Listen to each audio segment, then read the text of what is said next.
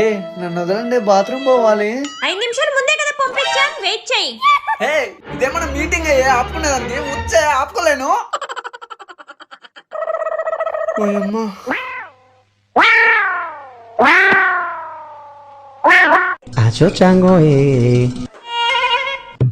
పారు, కొంచెం వాటర్ ఇస్తావా? ఏం పర్లేదా శివ, తాగుతావు పోస్తావు. ప్లీజ్ పారు. గంటకు కలుస్తా, అంతవరకు వెయిట్ చెయ్యి.